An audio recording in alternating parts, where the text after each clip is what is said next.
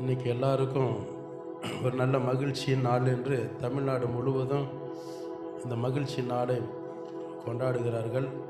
ஆனால் ஆண்டுடைய பிள்ளைகளுக்கு எப்பொழுதுமே மகிழ்ச்சி உள்ள நாள் தான். ஆண்டவரோடு எவ்வளோ நேரம் நம்ம செலவு பண்ணுறோமோ, தேவனோடு எந்த அளவுக்கு நம்ம நேரத்தை அவருக்கு கொடுக்குறோமோ அந்த நேரமெல்லாம் நமக்கு மகிழ்ச்சி தான். அல்லேலூயா. ஏசப்பாவோட அந்த சந்தோஷத்தை பகிர்ந்து கொள்ளும்போது, நேரத்தை பகிர்ந்து கொள்ளும்போது அதில் கிடைக்கக்கூடிய ஒரு சந்தோஷம் இந்த உலகத்தில் யாருக்குமே எப்படிப்பட்ட செலிப்ரேட் பண்ணாலும் பண்டிகை கொண்டாடினாலும் அதில் கிடைக்காத சந்தோஷம் ஆண்டுடைய சமூகத்தில் நிற்கிற சந்தோஷத்துக்கு ஈடாகாது. அல்லேலூயா.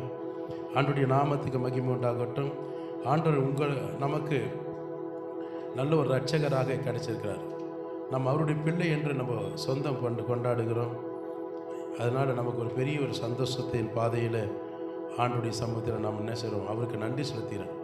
இன்றைக்கு எத்தனையோ பேர் என்ன செய்ய, எங்கள் அப்பா கலெக்டரு, எங்கள் அப்பா டாக்டரு, இன்ஜினியரு, எங்கள் அப்பா முதலமைச்சர், பிரைம் மினிஸ்டர்னு சொல்கிறத காட்டினோம், அந்த பேர் புகழை காட்டினோம்.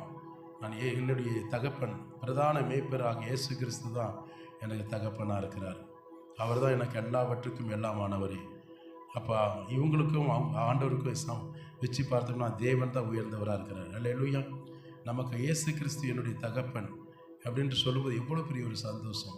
ஏனென்றால் இந்த உலகத்தில் எவ்வளோ பெரிய அதிகாரிகள் இருந்தாலும் பாவிகளாக தான் இருக்கிறாங்க. ஆனால் ஆண்டவராக இயேசு கிறிஸ்து அப்படி இல்லை, தேவனாகவும் இருக்கிறார், பரிசுத்தமுள்ளவராக இருக்கிறார். அல்லேலூயா. அவருடைய பரிசுத்தமுள்ள தேவனுக்கோட பிள்ளைகள் சொல்ல நமக்கு அதிகாரம் கொடுத்துருக்காருன்னா, நம்ம மாரத்தட்டி மற்றவர்கிட்ட சொல்கிறோன்னா எவ்வளோ பெரிய ஒரு சந்தோஷம். இந்த ஒரு மகிழ்ச்சி, இப்படிப்பட்ட ஒரு மகிழ்ச்சி என்னுடைய தகப்பன், என்னை ஆவிக்குரிய தகப்பன், என்னை உருவாக்கின தகப்பன், மட்டும் என்னை பாதுகாத்து நடத்தின தகப்பன் யார் தெரியுமா? நசரனாக இயேசு கிறிஸ்து.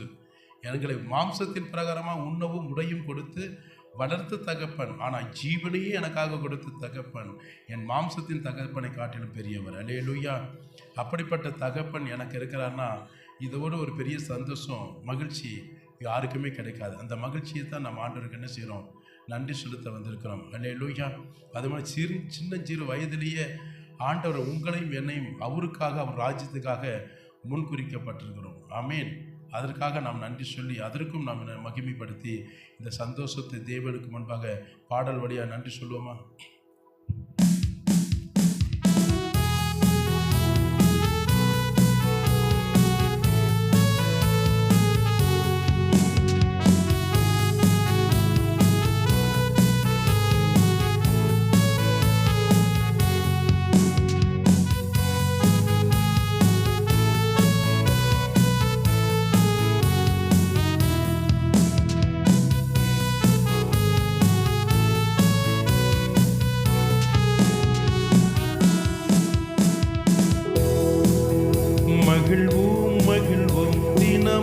மகிழ்வோம், இயேசுராஜன் நம் சொந்தமாயினார். மகிழ்வோம், தினமாக மகிழ்வோம், இயேசுராஜன் நம் சொந்தமாயினார். இந்த பாழ்தடத்தில் சொந்தக்காரரவர் எந்த உள்ளத்தில் சொந்தமானார். இந்த பாழ்தடத்தில் சொந்தக்காரரவர் எந்த உள்ளத்தில் சொந்தமானார்.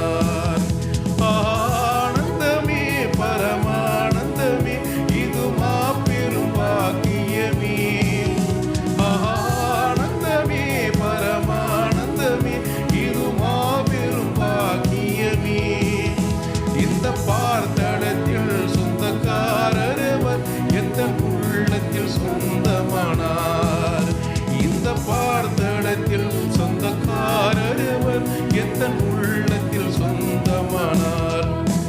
சின்னஞ்சிறு வயதில் என்னை குறித்து விட்டார், தூரம் போயினும் கண்டு கொண்டார். சின்னஞ்சிறு வயதில் என்னை குறித்து விட்டார், தூரம் போயினும் கண்டு கொண்டார். தமது ஜீவனை எனக்கு அளித்து ஜீவன் பெற்றுக்கொள் என்று உரைத்தார். தமது ஜீவனை எனக்கு அளித்து ஜீவன் பெற்றுக்கொள் என்று உரைத்தார். ஆனந்தமே, பரமானந்தமே, இது மாபெரும் பாக்கியமே. பரமானந்த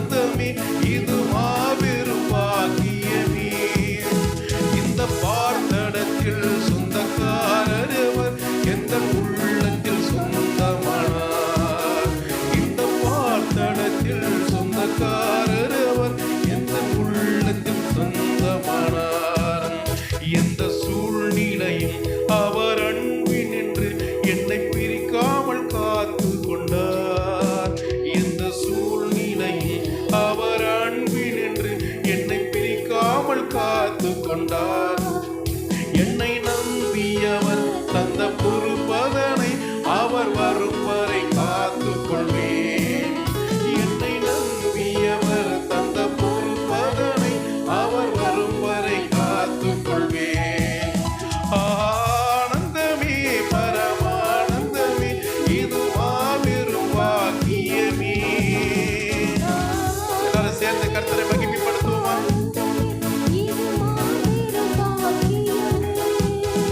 இந்த பார்த்தடத்தில் சொந்தக்காரர் அவர் எந்த உள்ளத்தில் சொந்தமானார். இந்த பார்த்தடத்தில் எந்த உள்ளத்தில் சொந்தமானார். அவர் வரும் நாளிலே என்னை கரம் அசைத்து அன்பை கூப்பிட்டு சேர்த்து கொள்வார். ஆமீன். அவருடைய ராஜ்யத்தில் என்னை அழைத்துச் செல்வார். அவர் சமூகமதில் அங்கே அவருடனே ஆடி பாடி நான் மகிழ்ந்திருப்பேன். அவர் சமூகமதில் அங்கே அவருடனே ஆடி பாடி மகிழ்ந்திருப்பேன். ஆனந்தமே பரமானந்தமே இது மாபெரும் பாக்கியமே.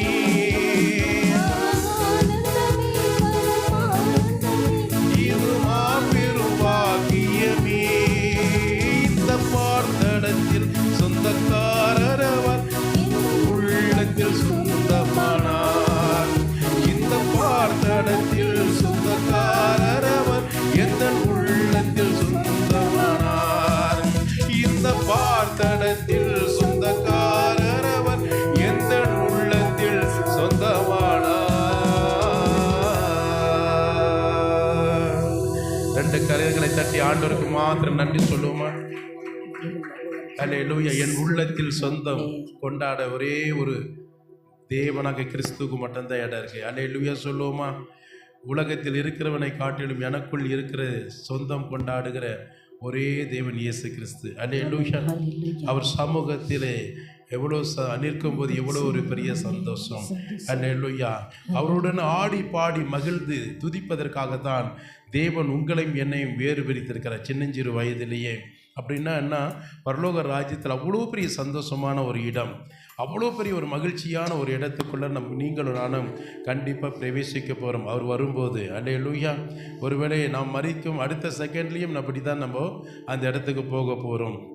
அப்போ அவருடைய சமூகத்தில் கிடைக்கக்கூடிய ஒரு மகிழ்ச்சி இன்றைக்கு கொண்டாடுகிற தமிழ்நாட்டில் எத்தனையோ பேர் செலிப்ரேட் பண்ணுற இந்த பொங்கல் தினத்தில் அவங்களுக்கு கிடைக்காத ஒரு சந்தோஷம் பல ஆயிரக்கணக்கான மடங்கு ஆண்டவர் நம் ராஜ்யத்தில் சந்தோஷத்தை நம்ம பிரவேசிக்க முடியும். அவரோடு நம்ம என்ன செய்கிறோம்? மகிழ்ச்சியோடு அவரை துதிக்க முடியும். கரங்களை தட்டி இயேசுவுக்கு நன்றி சொல்லுவோமா? ஆமீன் சொல்லுங்களேன். உண்மையா இல்லைங்களா? நீங்கள் அதுக்கு தான் வரீங்களா இல்லை என்னை பார்க்க வரீங்களா?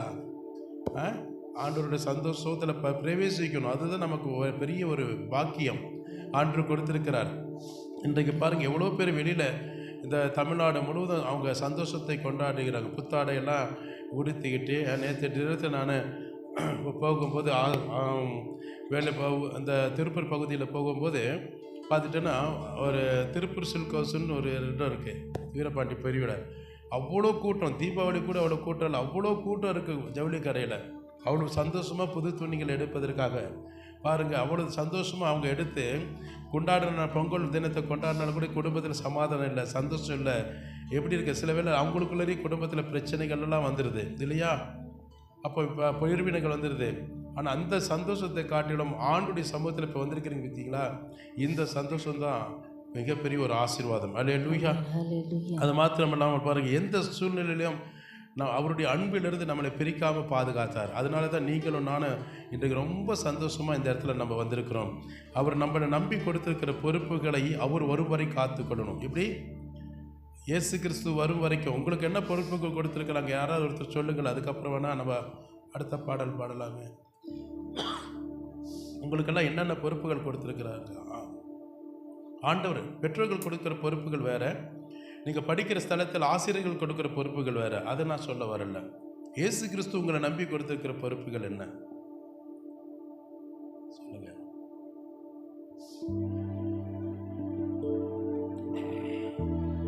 யாருக்குமே தெரியாதா? என்ன நம்பி கொடுத்துருக்கிற, உங்களை நம்பி என்ன பொறுப்புகள் அவர் கொடுத்துருக்கிறாரு? யாரோ ஒருத்தர் சொல்லுங்களேன், ஒன்றுனாச்சும் ஒரு பாயிண்ட் சொல்லுங்களேன்.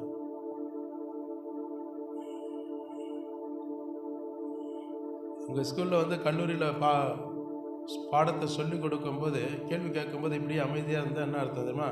இவ்வளோ தூரம் நான் கஷ்டப்பட்டு பிராயசப்பட்டு கற்றுக் கொடுத்தது பிள்ளைகளுக்கு விளங்கலை, அப்போ நான் இவ்வளோ தூரம் பிராயசப்பட்டதெல்லாம் வீணாக போயிடுச்சு, வேஸ்ட்டாக போயிடுச்சு. அப்போ இவங்க எப்படி பாஸ் பண்ணி இப்போ மானதி கல்லூரியோட மானத்தை ஸ்கூல் மானத்தை காப்பாற்றுவாங்கன்னு மிகுந்த வேதனைப்படுவாங்க இல்லையா? அதே மாதிரி தான் இருக்கிறீங்க. ஆவிக்குரிய நிலைமை ரொம்ப மந்தம்.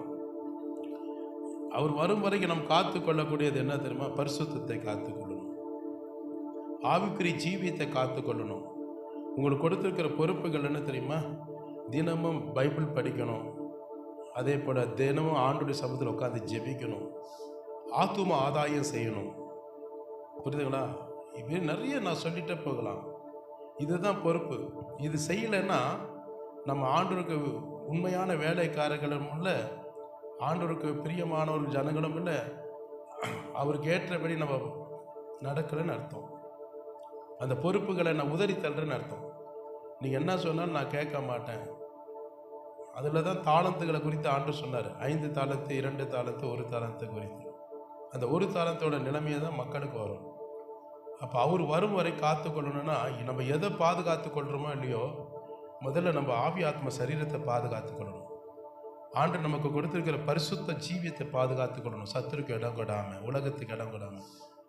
அதே போல் ஆண்டுடைய சமூகத்தில் விழுந்து கிடக்கிற அந்த நேரத்துக்கு பாதுகாத்துக்கணும். அவர் வரும் வரைக்கும் ஆண்டு என்ன வேலை கொடுத்த சபையில் சரி, சமுதாயத்தில் சரி, எந்த இடத்துல இருந்தாலும் ஆண்டுக்கு பிரியமாக நடக்கிற வேத சத்தியத்தின்படி அவர் கொடுக்குற பொறுப்புகளை பாதுகாத்து கொள்ளணும். அதுதான் நமக்கு முதல் டியூட்டி.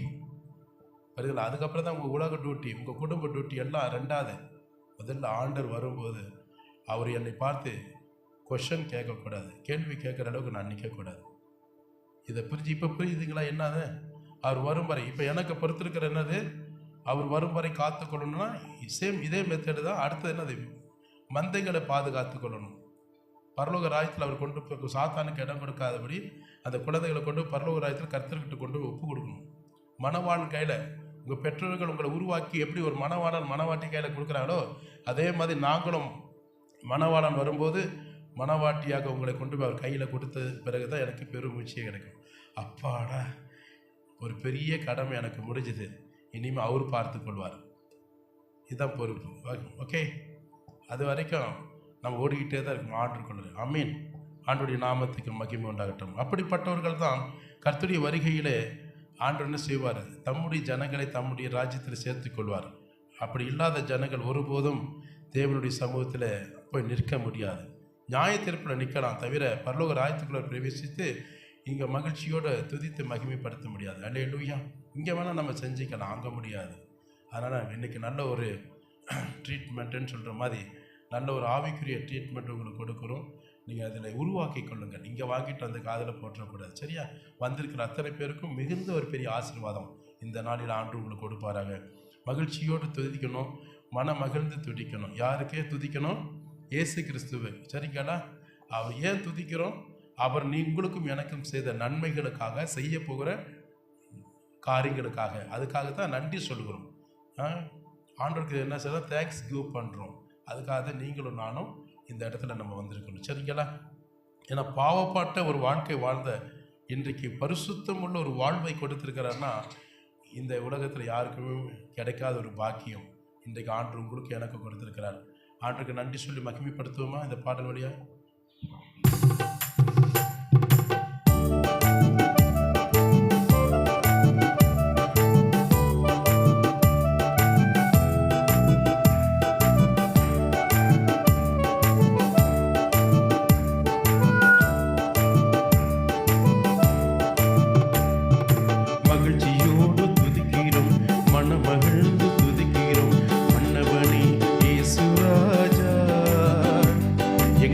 மனதில் பூத்து மனம் வீசும் ரோஜா இயேசு ராஜா சாரோன் ரோஜா.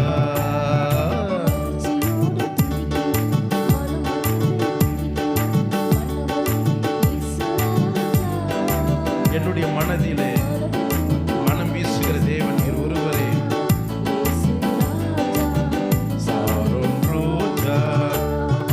நாற்றமாக இருந்த வாழ்வை வாசமாக மாற்றினாரே, பாவியாக இருந்த என்னை பரிசுத்தமாய் ஆக்கினாரே. நாற்றமாக இருந்த வாழ்வை வாசமாக மாற்றினாரே, பாவியாக இருந்த என்னை பரிசுத்தமாய் மாற்றினீரே. நல்லவரே வல்லவரே நல்லவரே வல்லவரே எங்களை வாழ வைக்கும் அன்பு தெய்வம் நீரே. எங்களை வாழ வைக்கும் அன்பு தெய்வம் நீரே. மகிழ்ச்சியோடு துதிக்கிறோம், மனமகிழ்ந்து துதிக்கிறோம் மன்னவரே இயேசு ராஜா.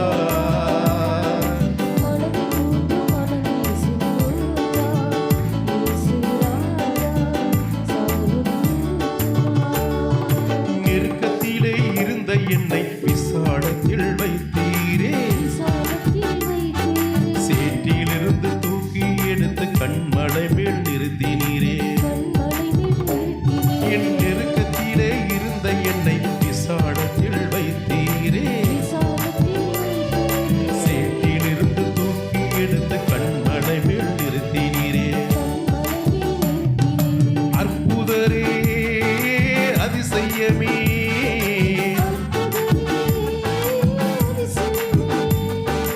ஆனந்தமே பேர்ப ஆனந்தமே எனக்கு ஆனந்தமே பரம ஆனந்தமே. மகிழ்ச்சியோடு துதிக்கிறோம், மனமகிழ்ந்து துதிக்கிறோம் மன்னவனே இயேசு ராஜா.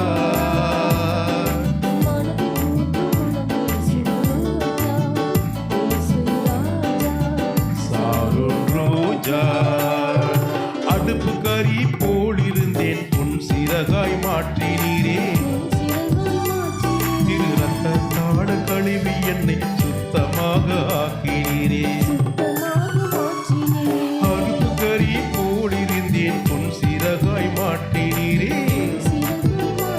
திரு ரத்தத்தாட கழுவி என்னை சுத்தமாக ஆக்கினீரே. உன்னதரே உயர்ந்தவரே உன்னதரே உயர்ந்தவரே என் இருள் நீக்கும் ஒளி விளக்கே.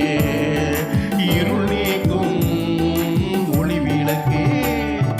மகிழ்ச்சியோடு துதிக்கிறோம், மனமகிழ்ந்து துதிக்கிறோம்.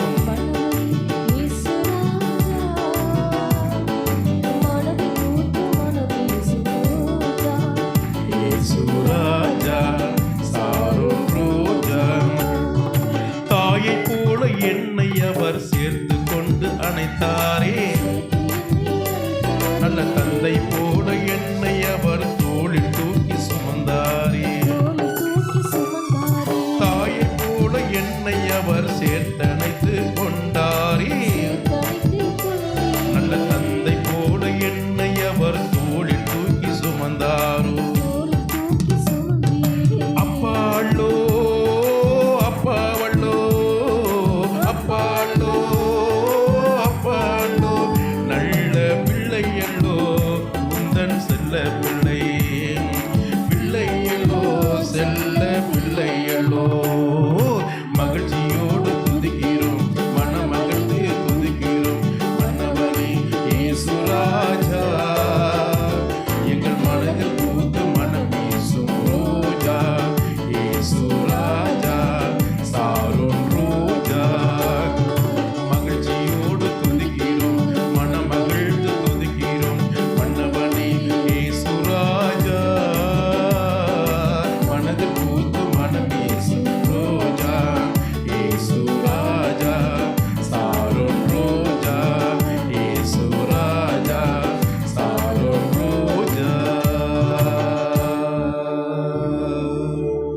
2 கரங்களை தட்டி ஆண்டுக்கு நன்றி சொல்லுமா. நாற்றமாக இருந்த என்னுடைய வாழ்க்கையை பரிசுத்தமுள்ள தேவனுடைய சாருவின் ரோஜாவை போல வாசமாய் மாற்றினார். எவ்வளவு பேர் ஆமென் சொல்ல முடியும்? நாற்றம் என்பது எப்படி தெரியுமா? பாவ வாழ்க்கையில் வாழ்கிற ஒரு வாழ்க்கை. வாசம் என்பது என்ன தெரியுமா? தேவனுடைய சமூகத்திலே பரிசுத்தமான ஒரு வாழ்க்கை. அல்லேலூயா. ஒரு பாவப்பட்ட ஒரு மனுஷங்கிட்ட யாருமே நல்ல மனிதர்கள் போக மாட்டாங்க, சேர மாட்டாங்க, அதிகமாக தொடர்பு வைக்க மாட்டாங்க. ஆனால் அதே ஒரு நல்ல மனிதன், நல்ல குணசாலை யான் ஒரு ஸ்திரியாக இருக்கட்டும், ஆணாக பெண்ணாக இருந்தாலும் அவங்ககிட்ட எவ்வளோ நேரம் ஸ்பெண்ட் பண்ணவும் அவங்க என்ன செய்வாங்க? லைக் பண்ணுவாங்க. அல்லேலூயா. அப்போது என்னுடைய வாழ்க்கை, ஆனால் என்னுடைய சொந்த பந்தங்கள் கூட என்னென்னா என்னுடைய பாவ வாழ்க்கை பார்த்து ஒதுங்கி பயந்து ஓடி போவாங்க. உண்மை தானே? இப்போ ஒன்றும் இல்லை, ஒரு ஒரு நல்ல ஒரு குடும்பத்தில் ஒரு தகப்பனும் ஒரு தகப்பன் இருக்கிற வச்சுக்கியா, அந்த தகப்பன் நல்ல மதுபானம் குடிக்கிற மனுஷனாக இருந்து பாவத்தில் இருக்கிறக்கூடிய மனுஷன் வீட்டுக்கு வந்தோன்னு பார்த்தா ஒரு பெரிய சண்டை போட்டுகிட்டே இருக்கிறாரு வச்சுங்க. அந்த வீட்டில் எப்படி இருக்கும்? ஒரு கலவர பூமி மாதிரி இருக்கும். ஆனால் அதே மனுஷன் வெளியில் போயிட்டான்னா அந்த குடும்பத்தில் எப்படி இருக்கும்? அப்பாடா போய் தொலைஞ்சான், நீ எப்போ லேட்டாக வரணும், நாங்கள்லாம் படுத்து தூங்கின பிறகு வரும், அப்படி வரணும்னு சொல்லுவோம் இல்லையா? ஆனால் இது எதிர்பாராமல் திடீர்னு வராரு வச்சுக்க, எப்படி இருக்கும்? அங்கங்கே டக்கு டக்கு டக்குன்னு போய் ஓடி ஒளிஞ்சு பயந்துட்டு உட்காந்துருப்போம் இல்லையா? சில அப்பானுக்கு என்ன செய்வாங்கன்னா தூங்கிட்டு இருக்கிற கூட அசைந்து தூங்குற மாதிரி தூங்கினாலும் கூட எட்டி உதச்சி எழுப்பி விடுவாங்க. ஏன் தூக்காமல் உங்களுக்கு கிடக்குது என்ன, எந்திரிங்க இல்லையா? நாங்களாம் அனுபவப்பட்டுருக்குறோம். எங்கள் பேரண்ட்டுக்கிட்ட நாங்கள் அனுபவப்பட்டிருக்கனால தான் அந்த அனுபவத்தை நாங்கள் பேசுகிறோம். புரியுதுங்களா? அப்போ அந்த மாதிரி நம்ம அப்படிப்பட்ட ஒரு மனிதன், கொடூரமான ஒரு மனிதன் இன்றைக்கு மனம் திருந்தி தேவ சமூகத்தில் ஒரு நல்ல சாட்சி, அந்த குடும்பமே ஒரு பெரிய சாட்சியின் அனுபவத்தில் இருக்கிறாங்கன்னா அந்த குடும்பத்தில் உள்ளவங்க பாதிக்கப்பட்டவங்க என்ன நினைப்பாங்க? ஏசப்பா எவ்வளோ நல்லவர், என் குடும்பத்தில் இப்படிப்பட்ட சூழ்நிலை இருக்கக்கூடிய ஒரு தகப்பனை நல்ல சாட்சியாக மாற்றிருக்கிறார், எவ்வளோ பெரிய ஆசீர்வாதம். இன்றைக்கு தான் எங்கள் குடும்பத்தில் சாப்பிட்ற உண்மையாக நல்ல விருந்து, நல்ல சாப்பிட்றோம், தினந்தோறும் மகிழ்ச்சியாக நாங்கள் இருக்கிறோம். எங்கள் அப்பாவோட நேரத்தை ஸ்பெண்ட் பண்ணுறோம், எங்கள் அப்பா எங்களோட ஸ்பெண்ட் பண்ணுறாங்க நேரத்தை. நாங்கள் ரொம்பவும் ஆவிக்குரிய வாழ்க்கையில் ஆண்டரோடு நாங்கள் நல்ல சந்தோஷமாக இருக்கிறோம். எவ்வளோ பெரிய எப்படி இருக்கு கேட்க? இதோட சந்தோஷம் ஏசப்பா கிட்ட இருக்கு. ஆமீன். அல்லேலூயா. இங்கே பூமியில் அழுகையும் பற்கடிப்பு எல்லாமே இங்கே இருக்கலாம். அழுகை புலம்பெல்லாம் இருக்கலாம். அப்பா சமூகத்தில் எப்படி தெரியுமா இருக்கும்? அங்கே கண்ணீர் இல்லை, வியாதி இல்லை, பிசாசு இல்லை, சாத்தான் இல்லை, அல்லேலூயா, எந்த துன்பம் இல்லை, துயரம் இல்லை. அங்கே அவ்வளோ பெரிய மகிழ்ச்சியின் சந்தோஷம். அந்த சந்தோஷத்துக்குள்ளே போகிறதுக்கு தான் ஆண்டவர் உங்களை என்னை கொண்டு வந்திருக்கார். இந்த இடத்துல கரங்களை தட்டி ஆண்டவர்களை நாம் மகிமைப்படுத்துமா? அல்லேலூயா. நாற்றமாக இருந்த என் வாழ்க்கை வாசமாக மாற்றினீரே, பாவியாய் வாழ்ந்து கொண்டிருக்கிற என்னை இந்த தேவ ஆலயத்தில் கொண்டு வந்து என்னை பரிசுத்தமுள்ள ஒரு தேவ மனுஷனாக மாற்றினீரே. நீர் எவ்வளோ நல்ல தேவன், நீர் சர்வ வல்லமையுள்ள தேவன், எங்களை பரிசுத்தமுள்ள தேவனாக நீர் ஆண்டை எங்களை நல்ல வாழ்க்கை கொடுத்து வாழ வைக்கிற தேவனை, இம்மட்டும் கைவிடாமல் நடத்துகிற தேவன் என்று சொல்லுகிறவங்களை கரங்களை தட்டி ஏசப்பாவுக்கு நல்ல மகிமைப்படுத்துவோமா? ஹல்லேலூயா. அப்படி ஆண்டுடைய சமூகத்தில் எல்லா கரங்களை தட்டி ஆண்டுடைய நாமத்தை மகிமைப்படுத்தி அப்படி எழுந்து நின்று ஒரு சில பாடல் வரியாய் ஆண்டுடைய நாமத்தை நான் மகிமைப்படுத்துவோமா? மகிமை உமக்கன்றோ, மாட்சிமை உமக்கன்றோ, துதியும் கனமும் மகிமையும் பேரு புகழும் எல்லாம் உமக்கே. விலையேற பெற்றபடி பரிசுத்த இரத்தத்திலே என் பாவங்களை கழுவி என்னை பாவத்திலிருந்து மீட்டெடுத்த தேவனே உமக்கு நன்றி. உம்முடைய ராஜ்யத்திலே நாங்கள் நல்ல சந்தோஷமாக ராஜாக்களாக லேவியராக உமக்கு சேவை செய்வதற்காக எங்களை தெரிந்து கொள்வதற்கு நாம் கடமைப்பட்டிருக்கிறோம் சொல்லி கரங்களை தட்டி இந்த பாடல் வரை நன்றி சொல்லுமா?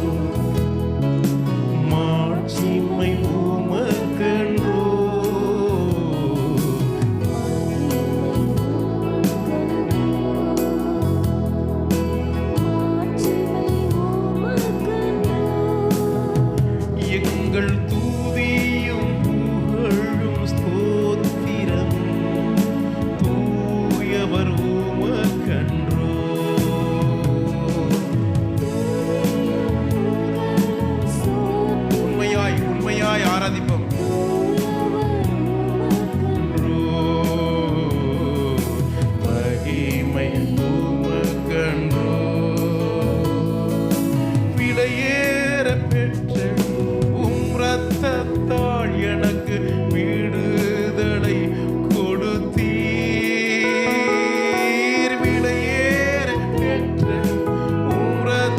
உரத்தத்தாள் விடுதலை கொடுத்தீர். ராஜாக்களாக லேவியனாக உமக்கென்னை தெரிந்து கொண்டீர். ஆஹா, ராஜாக்களாக உமக்கென்னை தெரிந்து கொண்டீர். கைகளை உயர்த்தி ஆராதிப்போமா? ஆராதனை ஆராதனை ஆராதனை ஆராதனை என் நண்பர் இயேசுவுக்கே. சொல்லுவோமா? என் நண்பர் இயேசுவுக்கே மகிமை உமக்கன்றோ.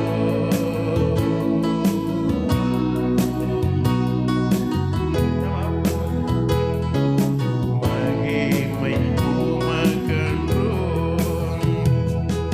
வழிகாட்டும் தீபம் என் துணையாளரே, தேற்றும் தெய்வமே.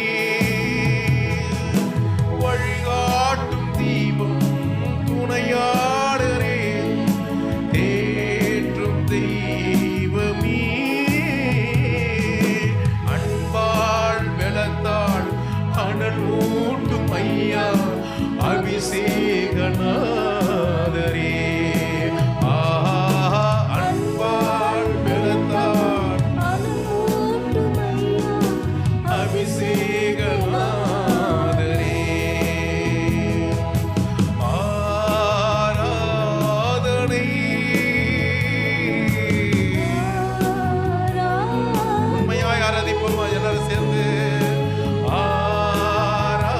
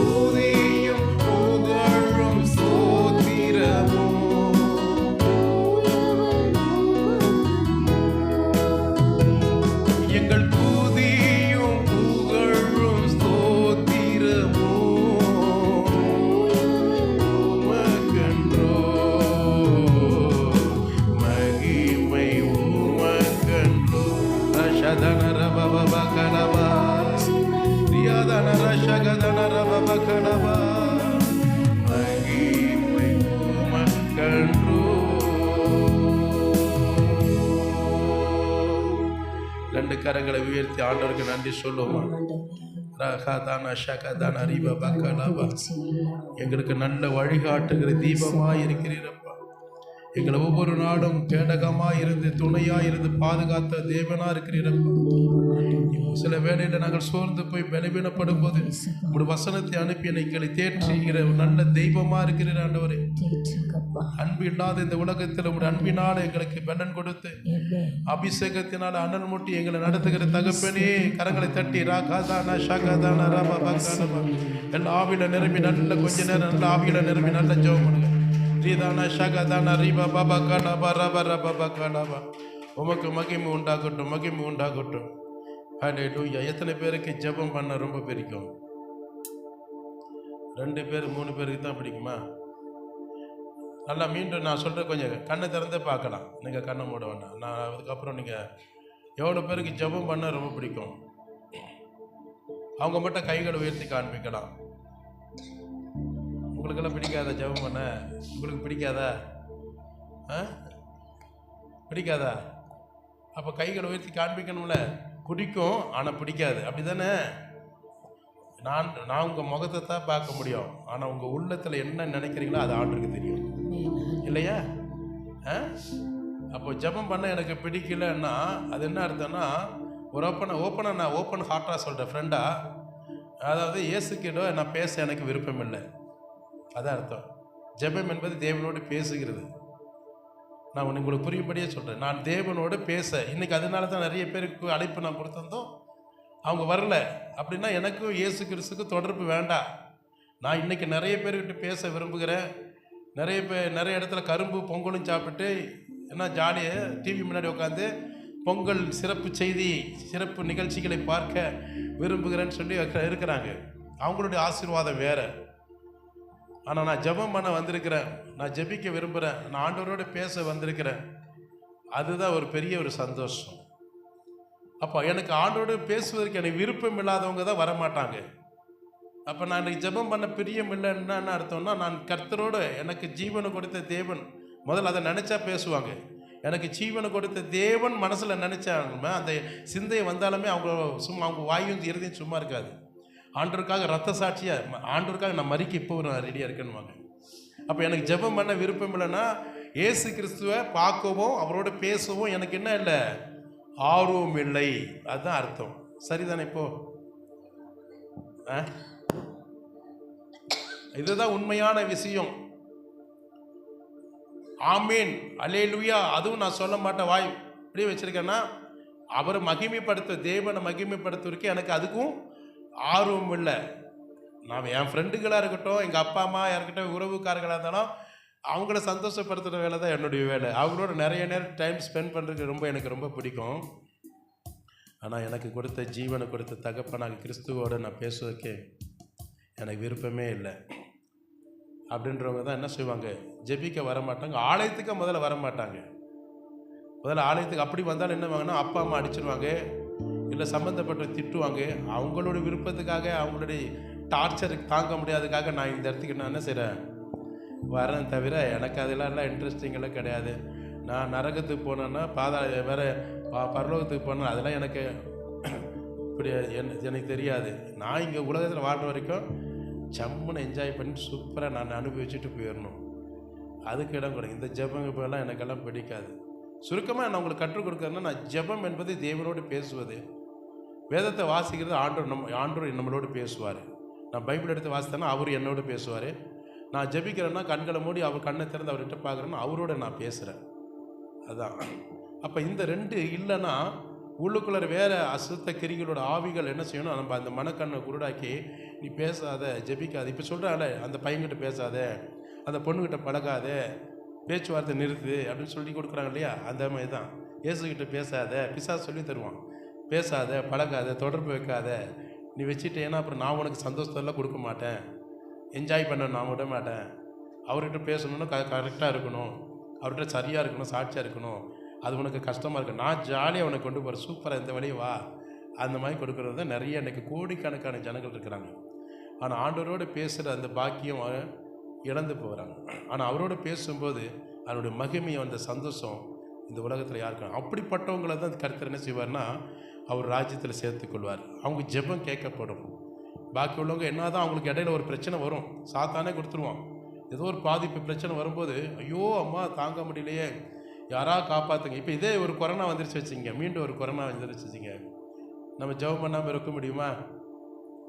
33 கோடி தேவர்களையும் பார்ப்போம், இந்த தெய்வமும் பார்ப்போம். அப்போ ஆண்டவர் செய்வாரா? செய்ய மாட்டார் இல்லையா? அதுதான் உண்மை. அப்போது நமக்கு ஒரு பிரச்சனை வந்தால் தான் இயேசுவை தேடுறோம் தவிர, பிரச்சனை வராத வரைக்கும் நம்ம என்ன செய்வோம்? இயேசு யார்? எங்கேயோ கேள்விப்பட்டுக்கிற, அவர் யாருன்னே தெரியாதுங்க. உங்களுக்கு உங்கள் ஃப்ரெண்ட் அவர் அப்படிங்க. இயேசுன்றது உங்கள் ஃப்ரெண்டா என்ன? அப்படி தான் ஒருத்தர் கேட்க, ஆதிவாசி மனசை கேட்டான். ஜீசஸ் அவர் இயேசு கிறிஸ்து உனக்கு நல்ல தெய்வம், இயேசுவை பற்றி தெரியுமான்னு கேட்டான்னா, எனக்கு தெரியாது, அவர் உங்களுக்கு ஃப்ரெண்டான்னு கேட்டான். எங்கே? சத்தியமங்கல பகுதியில் ஒரு ஆதிவாசியான அப்படின்னா ரொம்ப குக்கிராமம், மிருகங்கள் இருக்கக்கூடிய இடத்துல போய் நாங்கள் இப்போ ஊழியம் செய்கிற இடத்துல இயேசு கிறிஸ்து தெரியாதுங்க, அவர் உங்களுக்கு நண்பரா அப்படின்னு கேட்டான் ஒருத்தன். அப்புறம் தான் நாங்கள் எடுத்து சொல்லும்போது, ஓ தெய்வம்னு தெரிஞ்சுக்கிட்டான். அந்த மாதிரி தான் இன்றைக்கி நம்ம வாழ்க்கையில் இருக்கிறோம். தெய்வம் தெரிஞ்சும் கூட, இயேசு கிறிஸ்து கடவுள் தெரிஞ்சும் கூட அவர்கிட்ட போய் நம்ம பயம் இல்லாமல் நிற்கிறோம் பத்தியா? அதுவே நமக்கு வீக்னஸ் பாயிண்ட்டு தான். அது சாத்தான் செய்கிற காரியம்தான். I correct? எப்படி எடுத்துக்கிறீங்களோ எடுத்துக்கொள்ளலாம், நோ ப்ராப்ளம். இன்றைக்கு ஒரு ஜெப ஆவி எனக்கு தாங்க ஆண்டவரே. அதை விருப்பம் உள்ளவங்க, நான் சொல்கிறது விருப்பம் இல்லாதவங்களை நான் கட்டாயப்படுத்தி யாரையும் கொண்டு வர முடியாது. விருப்பம் உள்ளவங்களுக்கு மட்டும் நான் சொல்கிறேன், நான் இன்னும் ஜபிக்கணும், நான் உங்களோட பேசணும் ஆண்டவரே, இன்னும் உங்களோட உறவாடணும். நான் எனக்கு நேரம் கிடைக்கும் போது உங்கள் சமூகத்தில் நின்று கதறணும். என் தேசம் அழிந்து போகிற மக்களுக்காக, என் தேசத்துக்காக நான் அதிகமாக ஜெபிக்கணும். அந்த ஜெப ஆண்டா என்னைக்கு மாற்றுங்க, என்னை ஜெப வீரனாக மாற்றுங்க. உலகத்தில் எத்தனையோ பேர்கிட்ட நான் பேசி வம்புமும் சண்டையும் பிரச்சனைகளும் நிந்தைகளும் அவமானங்கள் நிற்கிறேன். ஆனால் இன்றைக்கி அதெல்லாம் நான் ஒதுக்கி உங்களுடைய சமூகத்தில் நான் நிற்கிறேன். எனக்கு ஒரு நல்ல ஜெப பாரதி தாங்க. உங்களோட நான் பேசும்போது எனக்கு ஒரு பெரிய சந்தோஷம் கிடைக்கும். உலக மனுஷனோடு நான் பேசும்போது, ஏதாவது ஒரு பிரச்சனையில் வாய் விட்டு பேசும்போது எனக்கு துன்பமும் அழுகையும் புலம்பலும் தான் நான் சங்கிக்கிறேன். எனக்கு அந்த உறவு வேண்டாம், உங்கள் உறவு எனக்கு தாங்க. கண்களை மூடி அப்படியே ஜெபிக்கிறவங்க மாத்திரம், ஜெப ஆர்வம் உள்ளவங்க மாத்திரம் 2 கைகளை விருத்தி கண்களை விருத்தி, இந்த தேவ ஆவி எனக்கு தாங்க ஆண்டவரே. அதுக்காகத்தான் இன்றைக்கு வந்திருக்கு. இன்றைக்கு நம்ம வந்திருக்கிறதே ஒரு ஜெபத்துக்கு தான் நம்ம வந்திருக்கிறோம். ஆசீர்வாதம், அதுக்கப்புறம் தான் ஆசீர்வாதம் கிடைக்கும். ஜெபாவி ஊற்றுமையா, ஜெபிக்கணுமே எனக்குள் ஜெபாவி ஊற்றுமையா, இன்னும் ஜெபிக்கணுமே.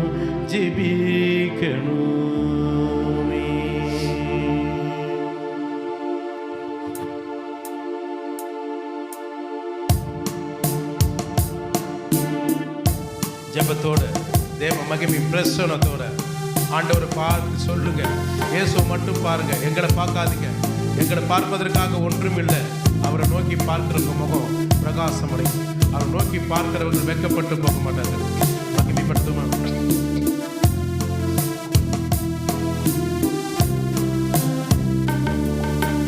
ஜெபாவி ஊற்றுமையா, நான் ஜெபிக்கணுமே எனக்குள் ஜெபாவி ஊற்றுமையா, நான் ஜெபிக்கணுமே. ஸ்தோத்திர பலி விண்ணப்ப ஜெபம், ஆமென். என் நேரமும் நான் ஏறெடுக்கணும் உம்முடைய சமூகத்திலே, அப்பா சமூகத்திலே ஏறெடுக்கணும் என்று சொல்லுவோமா? ஸ்தோத்திர பலி விண்ணப்ப ஜெபம், அழிந்து போகிற மக்களுக்காக, ராஜாக்களுக்காக, அதிகாரம் உள்ள யாவருக்காக ஜெபிக்கணும் ஆண்டவரே.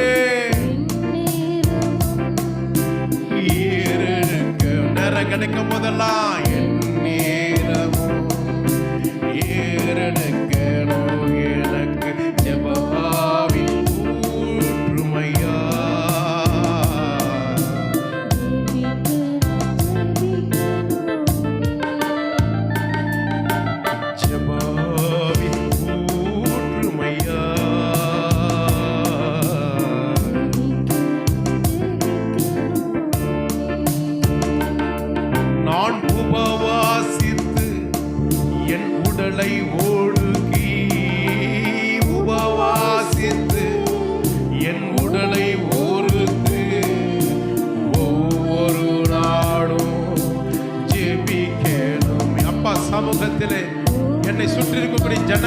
என் குடும்பத்துக்காக நான் உபவாசித்து என் உடலை ஒடுக்கி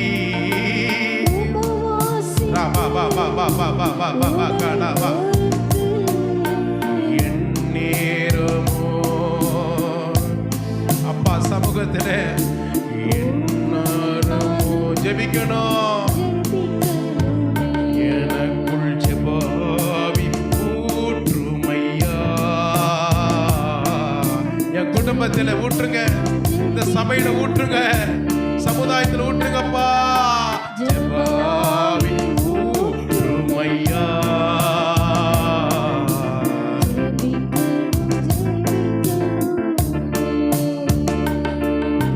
திறப்பின் வாசலில் நான் இருக்கணுமே. என் தேசத்திற்காக ஏசாயா அனுப்புனது போல என்னையும் அனுப்பும் ஆண்டவரே. தேசத்திற்காய் கதறணும், இந்திய தேசத்திற்காக நான் அழுகணும், ஜெபிக்கணுமே. திறப்பின் வாசலில் நான் இருக்கணுமே.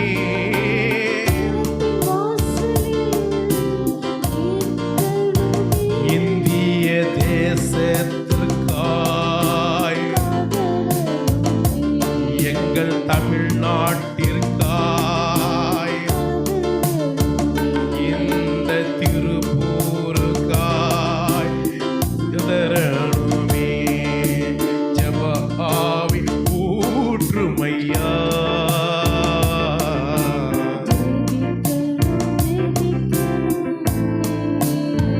எனக்குள் ஜெபாவி ஊற்றுமையா.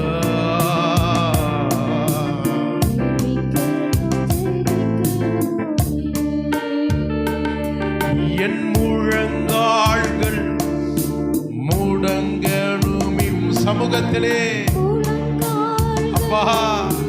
முடங்கணுமே.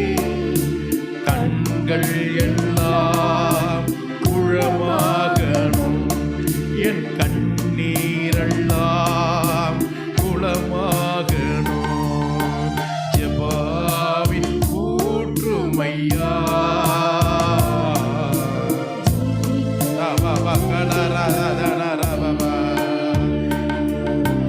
ஜெபாவின் ஊற்றுமையா.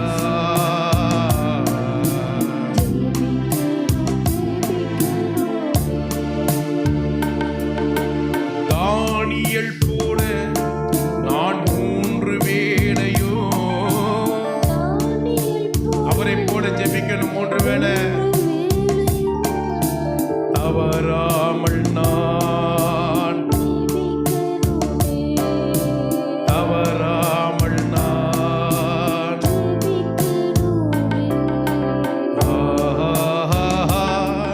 அல்லேலூயா. அல்லேலூயா. அல்லேலூயா.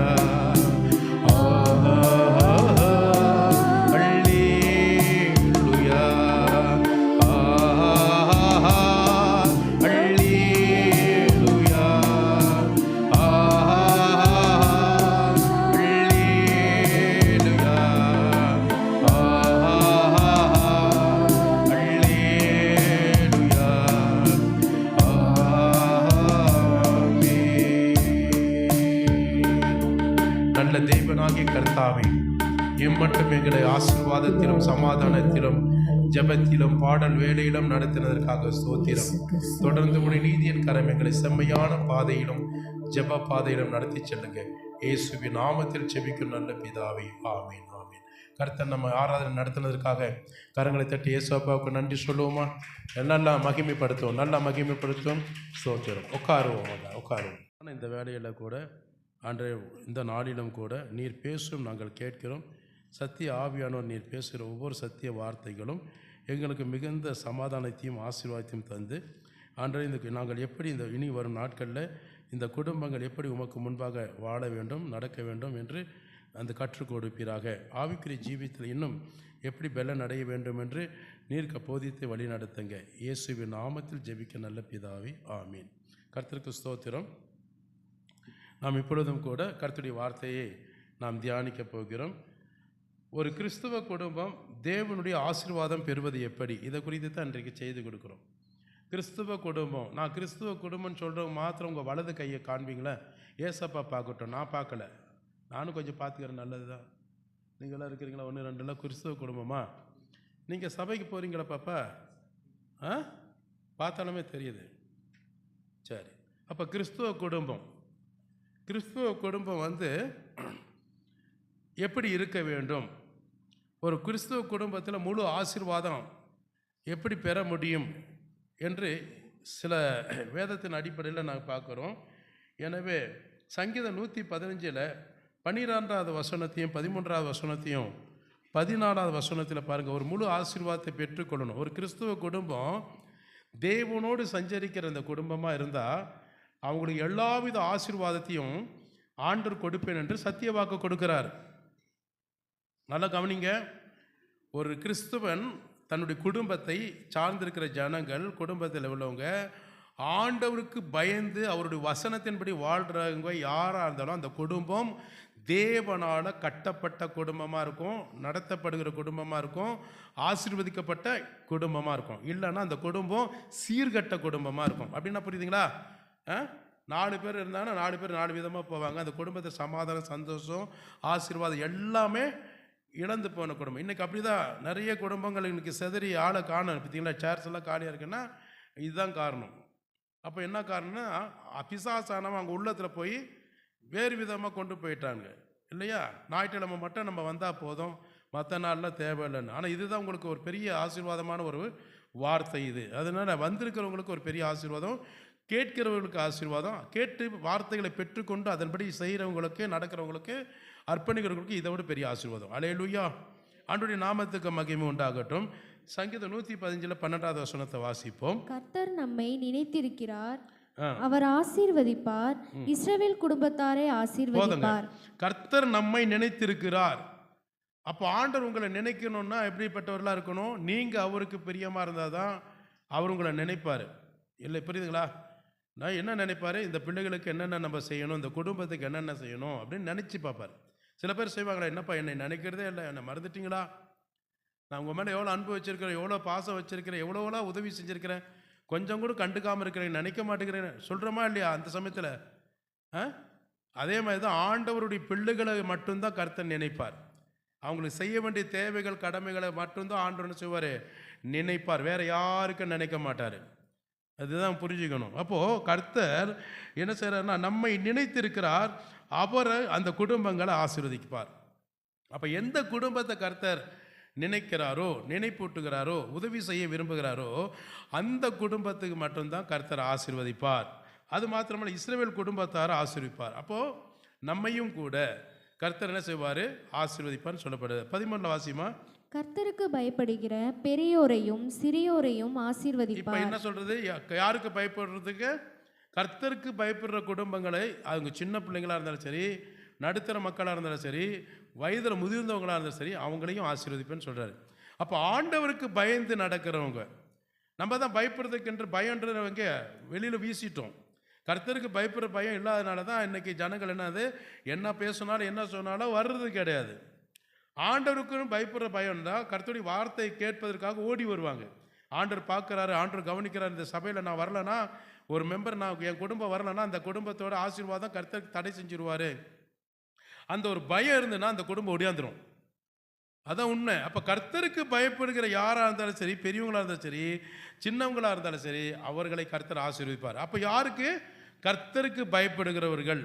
கர்த்தருக்கு பயப்படாமல் இருக்கிறாங்க அப்படின்னா அந்த குடும்பத்தில் கர்த்தருடைய ஆசீர்வாதம் தங்காது. நல்லா புரிஞ்சுக்கங்க, எழுதி வச்சுங்க, சபை அது வேதத்தை வாசிங்க, உங்களுக்கு புரியும். அப்போ 14 வசனத்தை பாருங்க. கர்த்தர் உங்களையும் உங்கள் பிள்ளைகளையும் வர்த்திக்க பண்ணுவார். அப்போ கர்த்தருக்கு பயந்த ஒரு மனுஷன், கணவன் மனைவியாக இருந்தாலும் சரி, கர்த்தருக்கு பயப்படுகிற ஒரு மனுஷனாக இருந்தாலும் சரி, அந்த குடும்பத்தில் அவங்க பிள்ளைகளையும் பிள்ளைகளோட பிள்ளைகளையும் வர்த்திக்க பண்ணணும்னா உங்களுக்கு என்ன ஆசீர்வாதம் கொடுத்தோன்னா அந்த பிள்ளைகளுக்கு தருவேன்றாரு. இன்றைக்கி பெற்றோர்கள் வந்து கிறிஸ்தவர்களாக இருந்துட்டு பிள்ளைகளை சரியான வழியில் நடக்காமல், அவங்களும் நடக்காமல், பிள்ளைகளுக்கு சரியாக போதிக்காமல் இருந்தாங்கன்னா அந்த பிள்ளைகள் ஆசீர்வாதத்தை அவங்க பார்க்க முடியாது, பிள்ளைகளோட சமாதானத்தை பார்க்க முடியாது. அந்த பிள்ளைகள் படுற துன்பங்களையும் வேதனைகளையும் பிரச்சனைகளை பார்த்து தான் நிற்பாங்க. அதுதான் இங்கே அர்த்தம். இப்போ நான் உங்களுக்கு சொல்கிறது புரியுதுங்களா?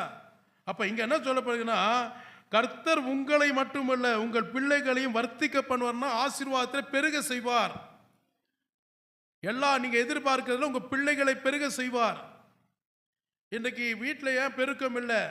ஒரு ஆசீர்வாதம் பெருக்கம் இல்லை, பொருளாதார பெருக்கம் இல்லை, எதிர்பார்க்கிற காரியங்கள் பெருக்கம் இல்லைன்னா என்ன காரணம்? பயம் இல்லை, தேவ பயம் இல்லை, போதகர்களோட வார்த்தைக்கு வசனத்துக்கும் கீழ்ப்படுகிற பயமும் இல்லை. அதனால தான் இன்னைக்கு அவங்களோட குடும்பங்கள் உலகத்தோடு ஒப்பிட்டு இருக்கு. பேரு கிறிஸ்தவர்கள் சொல்லுவாங்க, பேருக்காக வருவங்க, கடமைக்காக வருகிறவர்களை கர்த்தர் வர்த்திக்க பண்ண மாட்டார். அவங்களோட பிள்ளைகளுடைய சமாதானத்தை அவங்க பார்க்கவே முடியாது. யோபோட வாழ்க்கையில் 4 தலைமுறைக்கு பாருங்க, தன்னுடைய பிள்ளைகளோட சமாதானத்தை பார்த்து 140 வருஷம் வரைக்கும் இறந்து போனார். யோபோட குடும்பத்தில், யோபோட குடும்ப தேவ மனுஷன் அவன். அதனால் 4 தலைமுறைக்கு, நம்ம ஒரு தலைமுறைக்கு பார்க்க முடியாமல் போயான் புட்டுக்கிட்டு போகுது, ஒரு தலைமுறையை பார்க்க முடியல. நல்ல எப்படி குழந்தைங்க வாலிப பிள்ளைகள் ஆகிற கண்டிஷனை கூட பார்க்க முடியாமல் செத்து போயிடுறானுங்க. இதுதான் காரணம். அப்போ பிள்ளைகளை ஆசீர்வாதத்தை பார்க்கணும்னு சொல்லி தான் உட்காந்துருப்போம். நம்மளே ஆசீர்வாதத்தை இழந்திருக்கும் போது பிள்ளைகளுக்கு எங்கே கொண்டு போய் கொடுக்க முடியும்? அப்போ தேவ பயம் இல்லை. தேவனுக்கு பயப்படுகிற மனுஷன் தான் ஆசீர்வதிக்கப்படுவான். அது ஆணா இருந்தாலும் சரி, முதல்ல கணவன், 2வது மனைவி. ஆண்டவருடைய நாமத்துக்கு மகிமை உண்டாகும். யோபோட பிள்ளைகளுக்காக பாருங்க, யோபு என்ன செய்றான்? தினந்தோறும் அதிகாலையில் என் பிள்ளைங்க ஏதாவது பாவம் செஞ்சிருவானா இல்லையான்னு சொல்லி அதிகாலையில் அவன் என்ன செய்றாப்புல, தேவனுக்கு முன்பாக என்ன சொன்னா ஜெபம் எடுக்கிறான். யோபு 1:5 எடுத்து வாசிங்க. விருந்து செய்கிற அவரவருடைய நாள்முறை முடிகிற போது யோபும், ஒருவேளை என் குமாரர் பாவம் செய்து தேவனை தங்கள் இருதயத்திலே தூஷித்திருப்பார்கள் என்று சொல்லி அவர்களை அழைத்தனுப்பி பரிசுத்தப்படுத்தி அதிகாலமே எழுந்து அவர்கள் எல்லாருடைய இலக்கத்தின்படியேயும் சர்வாக தகன பலிகளையும் செலுத்துவான். இந்த பிரகாரமாக யோபு அந்நாட்களில் எல்லாம் செய்து வருவான். யோபு பாருங்க, யோபுக்கு எத்தனை பேர் குமாரர்கள்? 7 குமாரர்கள், 3 குமாரத்திகள், 7 ஆண் பிள்ளை, 3 பெண் பிள்ளை. அப்போ யோபு என்ன செய்யறப்ப தினந்தோறுமே தன்னுடைய பிள்ளைக்காக சர்வாங்க தகன பலி அப்படின்றது ஆண்டவர்கிட்ட. இப்போ எப்படி நம்ம ஸ்தோத்திர பலி சொல்கிறோம் இல்லையா, கர்த்தருக்கு நன்றி சொல்லும் போது சர்வாங்க தகன பலி அன்றைக்கு வந்து ஆடு மாடு இதெல்லாம் பலி செலுத்துவாங்களா, அந்த மாதிரி அந்த நாட்களில் ஆண்டுடைய பிரகாரமாக செலுத்துவாங்க சர்வாங்க தகன பலி. யோபு என்ன சொல்றாங்க, என்னுடைய பிள்ளைகள் ஏதாகிலும் ஒரு 10 பிள்ளைகள் ஏதாவது ஒரு பிள்ளைகள் ஏதாவது ஒரு சின்ன சின்ன பாவமோ ஏதாவது செஞ்சிருந்தானா அவங்க பரலோக ராஜ்யத்துக்கு போக முடியாது, தேவன் அவர்கள் மேலே கோபம் வைத்திருப்பார்கள், அவர்களை அழித்து விடுவார் என்ற ஒரு பயத்தினால பிள்ளைகள் மேலே வைத்திருக்கிற அந்த பெற்றோர்கள் வைத்திருக்கிற அந்த பாசத்தின் நிமித்தமாக, அன்பின் நிமித்தமாக, அது மாத்திரமில்லாமல் தேவன் தன்னுடைய பிள்ளைகள் 10 பிள்ளைகளை கொடுத்துருக்காங்க. அந்த 10 பிள்ளைகள் நான் உண்மையாக வளர்த்து அவர் கையில் கொடுக்கணும்.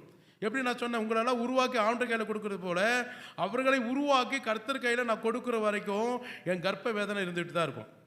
அப்போ பிள்ளைகள், ஒரு பிள்ளைகள் கூட பாவம் செய்யாதபடி அவர்களை பரிசுத்தப்படுத்துவதற்காக ஆண்டவருக்கு பலி செலுத்துகிறான். அதிகாலையில் பலி செலுத்தி அவங்க இந்த பிள்ளைகளுக்காக ஜெபம் செய்கிறான். ஒருவேளை என் பிள்ளைகள் ஏதாவது ஒரு 10ல் ஏதாவது ஒன்று எனக்கு தெரியாமல் ஏதோ ஒரு சின்ன சின்ன பாவம் செஞ்சுருக்கலாம், அந்த பாவத்துக்கு சேர்த்து அவர்களை பரிசுத்தப்படுத்த வேண்டும் என்பதற்காக தேவ சமூகத்தில் உட்காந்து அந்த யோபு என்ன சொன்ன ஜெபிக்கிறான். பார்த்தீங்களா, அது அனுதினமும் அதிகாலையில் ஜெபிக்கிற ஒரு மனுஷன் தான் பிள்ளைகள் நல்லா இருக்கணும். நான் அதனால தான் உங்களுக்கு ஏற்கனவே சொல்கிறேன், இந்த நிமிஷம் வரைக்கும் 28 வருஷம் என் மகனுக்கு மகளுக்கு 34 வயசு ஆகுது, அவளுக்கும் 33 வயசு. நான் ஜெபிக்காமல் இருந்ததே கிடையாது. தினமும் நாங்கள் ஜெபிக்கிறோம், ரட்சிக்கப்பட்ட நாட்கள்ல இருந்து நான் சொல்கிறேன். அப்போ டெய்லி ஜெபிக்கணும். தாம் பிள்ளைகளை பரிசுத்தப்படுத்துவதற்காக பெற்றோர்கள் என்ன செய்கிறாங்க, டெய்லி ஜெபிக்கிறது தேவையில்லை, செல்ஃபோனை கொடுத்து பாரு, தொல்லை முடிஞ்சுது, ஆளை விட்டா சரி, ஏதோ பார்த்துக்காரு, டிவியை பாரு, இதை பாரு, ரிமோட்டை கையில் கொடுத்துட்றாங்க, செல்ஃபோனை கையில் கொடுத்தாங்க, எது வேணால் நீ நடத்திக்கோ, நாங்கள் போய் சம்பாரித்து வந்து உனக்கு என்ன செய்கிறோம், உன் தேவைகளை சந்திக்கிறோன்னு போயிடுறாங்க. பிள்ளைகளுக்கு என்ன நடத்துது, இதுதான் நடக்குது. பிள்ளைகளை பரிசுத்தப்படுத்தணும். நீங்கள் யோபோட வாழ்க்கை பார்த்துட்டீங்களா? அதனால தான் யோபு ஜெபம் பண்ணுற மனுஷன், தன் பிள்ளைகளுக்காக கர்த்தருக்கு நன்றி செலுத்துகிற மனுஷனாக இருக்கிறனால தான் யோபோட குடும்பத்தை கர்த்தர் பாதுகாத்தார். இப்போ உங்கள் குடும்பத்துக்காக என்ன செய்றீங்க? எந்த பாதுகாப்பு இல்லாமல் யாராவது பக்கத்தில் பாங்க பயமாக இருக்குன்னு சொல்லிட்டு உட்காந்துருக்கிறீங்க. யோபு 1:5-1:10 எடுத்து வாசி பாருங்க. பிசாசு சாட்சி கொடுக்குறான். நீர் அவனையும் அவன் வீட்டையும் அவனுக்கு உண்டான எல்லாவற்றையும் சுற்றி வேலையடைக்கவில்லையோ? அவன் கைகளின் கிரியை ஆசீர்வதித்தீர், அவனுடைய சம்பத்து தேசத்தில் பெருகிற்று. இப்போ என்ன சொல்ற பாருங்க, பிசாசு சாத்தானே தேவன் கிட்ட சாட்சி சொல்றான். தேவன் கிட்ட என்ன சாட்சி சொல்றான்னா, நீ அவனையும் அவனுடைய வீட்டையும் அவனுக்கு உண்டான எல்லாவற்றையும் வேலையடைக்கவில்லையோ? நீ அவனையும் அவனுக்கு உண்டான எல்லாவற்றையும் வேலையடிச்சு பாதுகாத்திருக்கிறீங்களே, அவன் கைகளில் கிரிகையினால் ஆசீர்வதிச்சிருக்கிறீங்களே, அப்போ என்ன வேலை அவன் செஞ்சாலும் அந்த வேலையில் அவனுக்கு ஆசீர்வாதத்தை கொடுத்துருக்கிறீங்களே, அந்த ஆசீர்வாதத்தினால தேசத்தில் அவனை போல ஒரு பெரிய பணக்காரன் யாருமே இல்லை என்ற அளவுக்கு வச்சிருக்கிறீங்களே அப்படின்னு அவன் என்ன செய்கிறான்? தேவன்கிட்ட முறுமுறுக்கிறான், சாட்சி சொல்கிறான். இன்றைக்கு நம்ம வாழ்க்கையில் என்ன செய்கிறான்? அடுத்தவங்ககிட்ட பிச்சை எடுக்கிற மாதிரி கையை நீட்டிட்டு உட்காந்துருக்குறோம். இதுக்கு தான் அதுக்கும் அவனுக்கு நமக்கு வித்தியாசம் இருக்குது. அப்போ அவனையும் அவன் வீட்டையும் அவனுக்கு உண்டான எல்லாவற்றையும் சுற்றி கர்த்தர் பாதுகாப்பு கொடுக்குறாரு. இன்னைக்கு உங்களுக்கு எனக்கு பாதுகாப்பு யார்? தேவன் தான் கொடுக்க முடியும். கர்த்தரை ஏற்றுக்கொண்ட பின்பு பிசாசு பாதுகாப்பு கொடுக்க மாட்டான். அவன் அழிப்பதான் வருவான், கொல்லதான் வருவான். அல்லேலூயா. அப்போ கர்த்தருடைய பிள்ளைகள் தேவ சமூகத்தில் தேவனுடைய பாதுகாப்புக்காக நீங்கள் ஜெபிக்கணும். ஒரு ஜெபிக்கிற குடும்பத்துக்கு தான் கர்த்தர் பாதுகாப்பு கொடுப்பார். ஜெபிச்சா மட்டும் பத்தாது, வேத வசனத்தின்படி வாழ்கிறவங்களா இருக்கணும். வேத வசனத்துக்கு மாற நம்ம நடந்தோம்னா நமக்கு பாதுகாப்பு கர்த்தர் கொடுக்க மாட்டார். உங்களுக்கு பிரியமான நண்பர்களை பார்த்து தான் பாதுகாப்பை கூப்பிட்டுக்கணும். இதுதான் விஷயம். அல்லேலூயா. அப்பார் அவனுடைய பாதுகாப்பு அந்த குடும்பத்துக்கு மட்டும் இல்லை, அவனுடைய ஆசீர்வாதம், அவன் கையிடுகிற எல்லா வேலைகளிலும் ஆசீர்வதிச்சார். யோபு ஒரு பெரிய சீமான், கிழக்கத்து பித்திரைகள் காட்டில் பெரிய சீமானா அண்ணா, பெரிய ஆசீர்வாதமாக இருந்தார் தேசத்துக்கே. அவனை போல ஒரு பணக்காரன் அந்த தேசத்தில் அந்த நாட்களில் யாரும் இல்லை. அவ்வளோ ஒரு பெரிய பணக்காரன். அதனால தான் சாத்தான் சாட்சி கொடுக்குறான். எதுக்காக அவர் செஞ்சார்? தேவன் எதுக்காக அந்த யோபோட குடும்பத்தை மட்டும் பாதுகாத்து இவ்வளோ உயர்த்தினார்னா, ஆண்டவருடைய மகனாய் உத்தமனாக இருந்த எங்கள் கீழே நல்ல சாட்சி கொடுக்குறாரு. யோபு போல உத்தமனம் இந்த உலகத்தில் யாருமே இல்லை. புரியுதலா? அவன் உத்தமனும் சன்மார்க்கனும் தேவனுக்கு பயந்து பொல்லாப்புக்கு விலகுகிற மனுஷன், அவனை போல பூமியில் ஒரு மனுஷனும் கிடையாதுன்றாரு. இன்றைக்கு நீங்கள் அவரில் ஒருத்தர் நான் சொல்லி மார்த்தட்டி சொல்லணுங்க. ஆண்டவர் என்னை நம்புங்க, நான் உங்களை நீங்கள் விரும்புகிற பிரகாரம் நான் என் குடும்பத்தை நடத்துகிறேன், என் பிள்ளைகளை நடத்துகிறேன். பிள்ளைகள் சொல்லணும். யார் சொல்கிறா? இன்னைக்கு ஜெபம் பண்ணுறீங்களான்னு கேட்கும்போது கை வர மாட்டேங்குது. ஆனால் கை தூக்காமல் இருந்தால் வெக்கம், அதுக்காகனாச்சும் தூக்கி காமிச்சிருவோம். அப்படிலாம் தூக்கி காமிக்கக்கூடாது. உண்மையாக இருந்தால் தூக்கணும், இல்லைன்னா பேசாமல் நிறுத்திடணும். ஏற்கனவே ஒருத்தன் தூக்கி காமிச்சு, நான் இந்த கையினால் சபையில் போய் தூக்கி காமிச்சிட்டு தப்பு பண்ணால் அந்த கையில் என்னாச்சு? புண்ணு வந்துருச்சு, பூராவே உடம்பு பூரா புண்ணு வந்துச்சு. அதை சாட்சி சொன்னேன் ஏற்கனவே.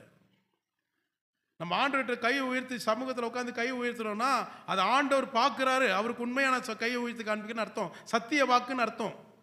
சும்மா தொட்டதுக்கெல்லாம் கையை தூக்கி காமிச்சிட்டு இருக்கக்கூடாது. கையை தூக்குறேன்னா அது ஆண்டவருக்கு பிரியமாக இருக்கணும், உண்மையாக இருக்கணும், சாட்சியாக இருக்கணும். அப்போ தான் உங்கள் கைகளை உயர்த்தணும், இல்லாட்டி உயர்த்தக்கூடாது. பாஸ்துக்கிட்ட நம்ம பெருமைக்காக கையை தூக்கி என்ன பிரயோஜனம் இருக்கு? உங்களை ஆசீர்வதிக்க நான் கிடையாது, தேவன் தான். கர்த்தருடைய நாமத்துக்கு நான் மகிமை செலுத்துகிறேன். ஆண்டவருடைய சமூகத்தில் கவனிச்சு பார்த்தீங்கன்னா, ஐயோ அவன் அவ்வளோ சாட்சியாய் என்ன செய்கிறாருப்பா, அவன் இயேசு கிறிஸ்து கிட்ட சொல்கிறான், இவ்வளோ ஆசீர்வாதமாக அவனை வச்சிருக்கிறீங்களே, பாதுகாக்க. சும்மா வைப்பாரா ஆண்டவரே? சும்மா வைப்பாரா? அவன் தேவனுக்கு பயந்து வாழ்ந்தான். அந்த குடும்ப தேவனுக்கு பயப்படுகிற குடும்பமாக இருந்ததுனால தான் கர்த்தர் ஆசீர்வதித்து உயர்த்திருக்கிறார். ஆண்டவருடைய நாமத்துக்கு மகிமை உண்டாக. அதே போல தான் கொர்நேலியு தான தர்மக்காரன், இத்தாலி பட்டாளத்தை மிலிட்ரி இராணுவ ஒரு போர் அதிகாரி. இத்தாலி பட்டாளத்தில் அது செசரியா பட்டணம்னு சொல்லப்படுகிறது. அந்த பட்டாளன்றது மிலிட்ரி இராணுவம், 100 பேருக்கு அதிபதியாக இருப்பான். அப்படிப்பட்ட அவனுக்கு அவ்வளோ ஒரு கடமைகள் அவனுக்கு இருக்கு. அவ்வளோ சூழ்நிலையில் கூட தன் வீட்டார் அனைவரோட எப்பொழுது ஜெபம் பண்ணான். அநேக ஜனங்களுக்கு தர்மம் பண்ணான். அப்போஸ்தலர் 10ஆம் அதிகாரத்தில் எடுத்துக்கொள்ளுங்க. அதில் 1-2 எடுத்து 2வது வசனத்தை வாசிங்களேன். அவன் தேவ பக்தியுள்ளவனும் அவன் தேவ பக்தி உள்ளவனும் தன் வீட்டார் அனைவரோடும் தன்னுடைய வீட்டார் அனைவரோடும் கூட தேவனுக்கு பயந்தவனுமாயிருந்து தேவனுக்கு பயந்தவனாமாய் இருந்து. ஜனங்களுக்கு மிகுந்த தர்மங்களை செய்து. போதுங்க. அப்போ அவன் தேவ பக்தி உள்ளவனா மட்டும் இல்லாம எப்படிப்பட்டவனா இருந்தான்? ஜனங்க தன் மிகுந்த தர்மங்களை செய்தான். எப்பொழுதுமே தேவனை நோக்கி ஜெபம் பண்ணி கொண்டிருந்தான். ஜெபம் பண்ணி தேவனுக்கு நன்றி சொல்றது, நன்றி சொல்லி கொண்டிருந்தான். இன்றைக்கு எந்த குடும்பம் அப்படி இருக்குது? அனௌன்ஸ்மெண்ட் பண்ணிட்டும் வரல, ஃபோன் பண்ணி ஒவ்வொரு குடும்பத்தை சொல்லியும் நேற்று தினத்தில் வரல. அப்போ யாருக்கு பயந்து போகிறாங்க? யாரை சந்தோஷப்படுத்த போகிறாங்க? அதை கர்த்தர் பார்த்து கொள்வார். அவ்வளோதான் நான் சொல்கிறது. அப்போ ஆண்டுடைய சமூகத்தில் இங்கே கவனிச்சிங்கன்னா, அவன் பகலில் பாருங்க, அவன் ஜெபம் பண்ணும்போது பகலில் ஏறக்குரிய 9ஆம் மணி நேரத்தில் தேவனுடைய தூதன் அவன் இடத்துல வந்து கொர்நேலியுவே என்று அழைக்கவும் பிரதிஷ்டமாக அவன் தரிசனம் காண்கிறான். அவன் ஜெபிக்கும் போது பாருங்க, பகலில் ஏறக்குரிய 9ஆம் மணி நேரத்தில் தேவ தூதன் அவனிடத்தில் வந்திருக்கிறான். கொர்நேலியுவே, உன் ஜெபங்கள் கேட்கப்பட்டது, உன் ஜெபங்கள் கேட்கப்பட்டது. 4ஆம் வசனத்தை பாருங்க, அவனை உற்று பார்த்து பயந்து ஆண்டவரே என்ன என்றான். கொர்நேலியு கேட்கிறான். அடுத்தது, அப்பொழுது அவன் உன் ஜெபங்களும் உன் தர்மங்களும் தேவனுக்கு நினைப்பூட்டுதலாக அவர் சந்நிதியில் வந்து எட்டியிருக்கிறது. உன் ஜெபங்களும் நீ செய்த ஏழைகளுக்கு செய்த தர்மங்களும் தேவ சமூகத்தில் வந்து நினைப்பு வந்திருக்கு, நினைப்பூட்டுறதில்லை. அப்போ பாருங்க, நீங்க இங்க ஜெபிக்கிறீங்கன்னா அங்க கேட்கப்படுகிறது, இங்க ஜெபிக்கலன்னா கர்த்தர் எப்படி கேட்பாரு? அப்ப இவன் ஜெபமும் பண்றான், அதே போல ஆண்டவருடைய ஆசீர்வாதத்தினால என்ன செய்றான்? மக்களுக்கு ஏழைகளுக்கு உதவி செய்றான். அதனால தான் பெரிய பணக்காரனா அவனையும் வச்சிருக்கிறாரு. அது மாத்திரம் இல்லாம தேவ பக்தி உள்ள மனுஷன். இன்னைக்கு தேவ பக்தி இப்போ வேஷத்தை போட்டு பைபிளை கிச்சியில் வச்சுக்கிட்டு வராங்க. ஆனால் பார்த்தா ஒரு வருஷத்தில் ஒரு பைபிள் கூட ஃபுல்லாக முழிக்கிறது இல்லை, படிக்கிறதும் கிடையாது. ஆதியாம கேட்டால் புதிய ஏற்பாட்டில் திறப்பாங்க, புதிய ஏற்பாட்டில் மத்தேயு கேட்டால் ஆதியாமில் தேடிட்டு உட்காந்துருப்பாங்க. இப்படி ஒரு குடும்பம். ஆனால் பார்த்தா பைபிளும் கையுமா நிற்பாங்க. தேவ பக்தி வேஷம், அதனால தான் குடும்பம் மோசமாக போயிட்டு இருக்கு. தேவ பக்தி உள்ளவர்களாக இருக்கணும் கர்த்தருடைய சமூகத்தில். அவன் தேவ பக்தி உள்ளவனும் தன் வீட்டார் அனைவரோடும் தேவனுக்கு பயந்தவனாக இருந்தான். அனைவருக்கும் தேவ பயத்தை கொண்டு வந்தான். தேவனுடைய நடத்தலில் அவன் குடும்பத்தை கொண்டு வந்தான். தேவ சமூகத்தில் உட்கார வச்சான் குடும்பத்தை. இன்றைக்கு பிள்ளைகள்கிட்ட போய் உட்காந்து ஜெபம் பண்ணுங்கன்னா அதுக்கு அங்கே கேட்குதுங்க. நம்ம ஜெபம் பண்ணி பழகினா, குழந்தையிலேயே பழகினா தான் அதுங்களுக்கு வரும். நம்ம எங்கே பார்க்குறோம்? பிள்ளைகளை ஜெபம் பண்ண சொல்லிக்கிட்டு நம்ம ஏதாவது பார்த்துட்டு உட்காந்துருக்குறோம். ஒரு குடும்ப ஜெபம் வீட்டில் கிடையாது. அப்போ அவன் பாரு, தினந்தோறும் அவன் வீட்டார் அனைவரோடும் எப்பொழுதுமே ஜெபம் பண்ணுறான்னா என்ன அர்த்தங்க? எப்பொழுதுன்னா என்ன அர்த்தம்? அவனுக்கு நேரம் கிடைக்கும் போதெல்லாம் கூப்பிட்டு வந்து உட்கார வைப்பாங்க ஜெபத்தில். அதனால தான் கொர்நேலியு தான தர்மக்காரன கர்த்தர் அவன் ஜெபம் கேட்கப்பட்டனால தான் பரலோக ராஜ்யத்தில் தூதன் அனுப்புகிறார் தேவன். கொர்நேலியு, உன் தான தர்மங்கள் கேட்க என்னது உன் நினைப்பூட்டுகிறது, நீ உன் ஜெபங்கள் கேட்கப்பட்டது. இன்றைக்கு அந்த மாதிரி நமக்கு வந்து சொல்கிறாங்களா யாராவது? தேவதூதர் வர முடியுதா? நம்ம ஜெபம் தலைக்கு மேலேயே போக மாட்டேங்குது. அப்புறம் எங்கே போய் ஆண்டவர் உங்களுக்கு பதில் கொடுப்பாரு, தேவைகள் சந்திப்பார்? இன்றைக்கு ஒரு நல்ல தீர்மானம் எடுங்க. ஒரு குடும்ப வாழ்க்கைனா முதல்ல குடும்பம் தேவனை சார்ந்திருக்கணும், தேவனுள்ள நடத்தல அர்ப்பணிக்கிறவர்கள் இருக்கணும். அல்லேலூயா. கர்த்தருடைய நாமத்துக்கு நான் மகிமை செலுத்துகிறேன். கிறிஸ்துவ குடும்பம் அதிகாலையில் தன்னுடைய குடும்ப ஆசீர்வாதத்துக்காக தேவனுக்கு முன்பாக அர்ப்பணிக்கணும்.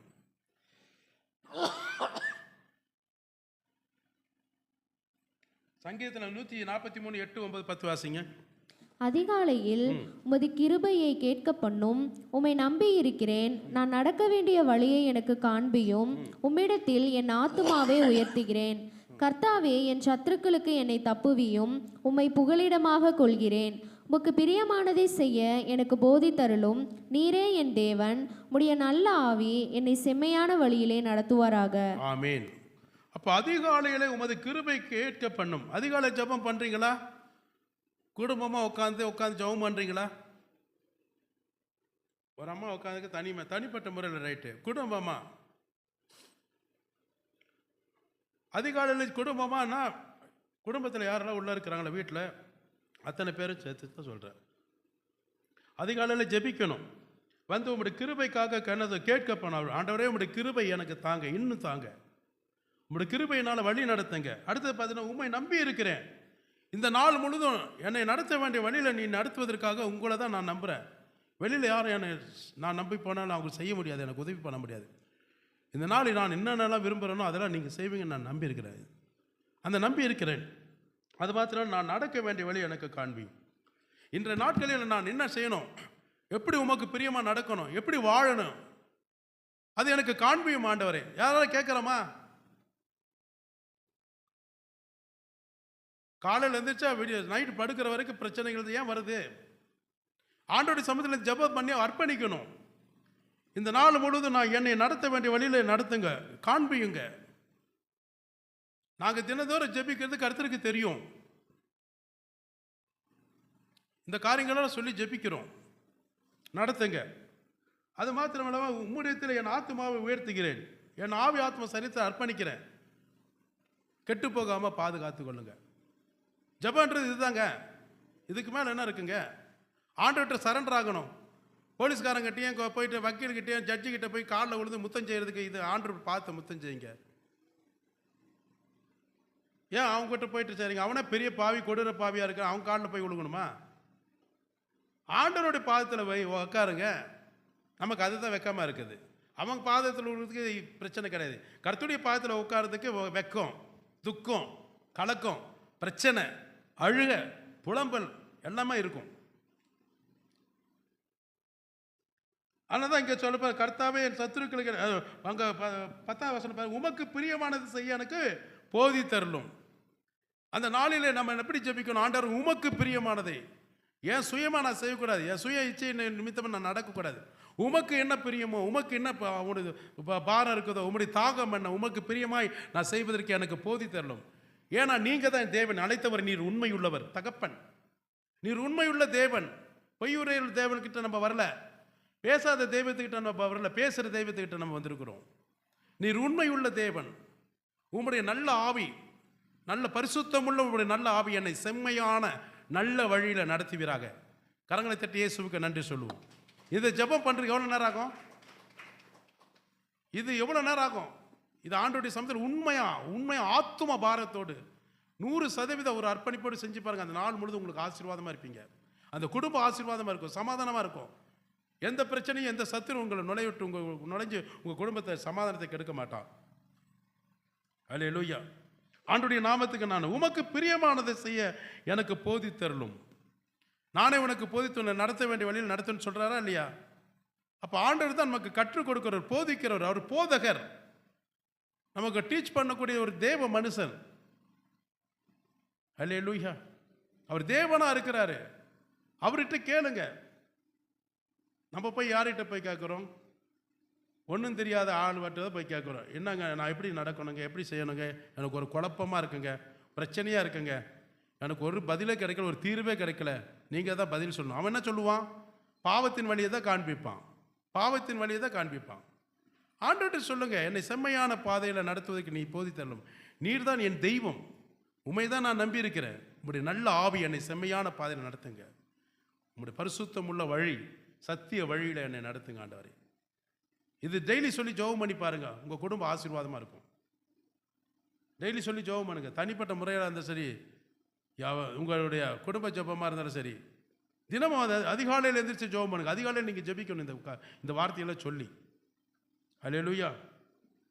வரமாட்டேது. அல்லேலூயா நான் மட்டும்தான் சொல்லணும் போல இருக்கு. அல்லேலூயா. அப்பாடா, கர்த்தருடைய நாமத்துக்கு மகிமை உண்டாகட்டும். ஆண்டவருடைய நாமத்துக்கு மகிமை உண்டா. அப்போ கொர்நேலியு தான தர்மம் மட்டும் இல்லை, அவன் ஆசீர்வாதம் மட்டும் இல்லை, இது தாவீதும் அப்படி தான் இருந்தார். அதனால தாவீது ராஜாவா 40 வருஷமா இஸ்ரவேல் என்ன செஞ்சார்? ஆசீர்வதித்தார், ஆசீர்வாதமாக நடத்தினார். அல்லேலூயா. கர்த்தருடைய நாமத்துக்கு மகிமை உண்டாகட்டும். ஒரு சாட்சியான ஒரு நல்ல குடும்பமாக இருக்கணும். தேவனுக்கு, சமுதாயத்துக்கும், திருச்சபைக்கும். முதல்ல தேவனுக்கு இருக்கணும், அடுத்து உன் குடும்பத்துக்கு இருக்கணும், அடுத்தது சபையில் இருக்கணும், 3 4வது பார்த்தீங்கன்னா சமுதாயத்தில் இருக்கணும். நல்ல ஒரு கிறிஸ்துவ சாட்சி உள்ள ஒரு குடும்பம். இதை போகுது பாரு, கிறிஸ்துவ குடும்பம் பைபிளை தூக்கிட்டு போகுது பாரு, பக்தி வேஷம் தரித்திக்கிட்டு, அப்படி சொல்லக்கூடாது. அவங்க போகிறாங்க பாரு, அவங்கக்கிட்ட போய் கற்றுக்கொள்ளுங்க. அவங்ககிட்ட போய் கற்றுக்கொள்ளுங்க. நல்ல குணம் படைத்தவர்கள், நல்ல எண்ணம் படைத்தவர்கள், அப்படி சொல்லுவோம். அதான் சாட்சி. நீங்கள் எனக்கு சாட்சியாக இருப்பீர்கள் ஆண்டு சொன்னாரா இல்லையா? நம்ம எப்படி இருக்கிறோம்? இது சாட்சியாக இருக்கிறோம்? சாட்சி அற்றவர்களாக தான் இருக்கிறோம். இன்றைக்கி நிறைய கிறிஸ்தவர்கள் அப்படி இருக்கிறாங்க. நம்ம சாட்சியாக இருக்கணும். அதுக்காக தான் ஆண்டவர் நம்மளை உருவாக்கி இந்த இடத்துல கொண்டு வந்திருக்கிறார். ஒரு நல்ல குடும்பம் ஒரு நல்ல சாட்சியாக இருக்கணும். ஒரு கிறிஸ்தவ குடும்பம் அனுதினமும் தேவனுடைய வேதத்தை வாசிக்கிறவர்களாக இருக்கணும். அது ரொம்ப முக்கியம். நல்ல குணசாலியான ஸ்திரீ, நல்ல ஒரு குணம் படைத்தவர்களாக இருக்கணும்னா நம்ம வேதத்தை வாசித்தா தான் நம்ம விட வேண்டியதை விட முடியும், பெற்றுக்கொள்ள வேண்டியதை பெற்றுக்கொள்ள முடியும், நடக்க வேண்டிய வழியை நம்ம பாதுகாத்து கொள்ள முடியும் ஆவியான ஒரு பாதையில். அப்போ வேதத்தை தினமும் வாசிக்கிறவர்களாக இருந்தானா நல்ல குணசாலியாக உள்ளவர்களாக குணமுள்ளவர்களாக மாற முடியும். அப்போஸ்தலர் 17:11 எடுத்தவங்க வாசிங்க. அந்த பட்டணத்தார் மனோவாஞ்சையாய் வசனத்தை ஏற்றுக்கொண்டு காரியங்கள் இப்படி இருக்கிறதா என்று தினந்தோறும் வேத வாக்கியங்களை ஆராய்ந்து பார்த்ததினால் தெஸ்லோனிக்கேயில் உள்ளவர்களை பார்க்கிலும் நற்குணசாலிகளாய் இருந்தார்கள். தெஸ்லோனிக்கேயில் உள்ள ஜனங்களை பார்க்கிலும் பெரிய பட்டணத்தில் இருக்கிறவங்க எப்படிப்பட்டவர்கள் தான் நல்ல குணம் உள்ளவர்களாக இருந்தாங்க. நல்ல குணம், துர்குணம் உள்ளவங்களா இல்லை, நல்ல குணம் படைத்தவர்களாக இருந்தாங்க. அப்போ வசனத்தை வாசித்து அந்த வசனத்தை என்ன சொன்னோம், அதன்படி நடக்கணும். ஆண்டவர் என்ன பேசினார், எதுக்காக பேசினார், யாருக்காக பேசினார், என்ன சூழ்நிலைக்காக பேசினார், என்ன நோக்கத்திற்காக பேசினார், அதெல்லாம் நம்ம தியானிக்கணும். தியானித்து அதன்படி நம்ம நடக்கும்போது தான் நம்ம ஒரு நல்ல குணசாலியாக இருக்க முடியும், நல்ல குணம் உள்ளவர்களாக மாற முடியும். நம்ம வசனத்தையே கேட்கறதில்ல, அப்புறம் எங்கே போய் வியாக்கியானம் பண்ணுறது?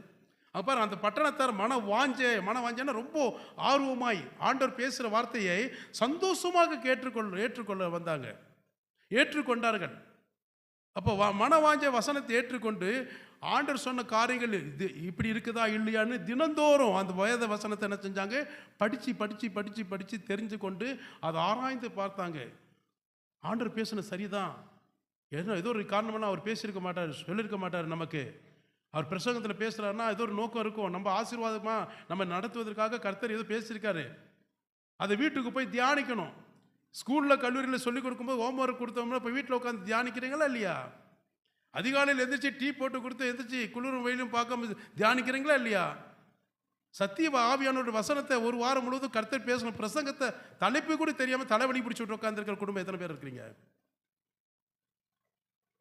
நினச்சி பாருங்க, எப்படி கர்த்தர் உங்களை ஆசீர்வதிப்பார். அப்போ வேத வசனத்தை ஆராய்ந்து பார்த்தாதான் நம்ம நல்ல குணம் உள்ளவர்களாக மாற முடியும். நல்ல குணம், ஆண்டவருடைய நாமத்துக்கு மகிமை உண்டாகட்டும். நற்குணசாலியாக இருக்கணும், அதான் ஆண்டவர் விரும்புகிறாரு.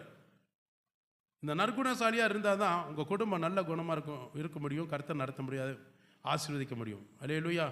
மணி 10 ஆயிடுச்சு, எல்லாரும் எழுந்து இருப்போம். தொடர்ந்து பேசாது.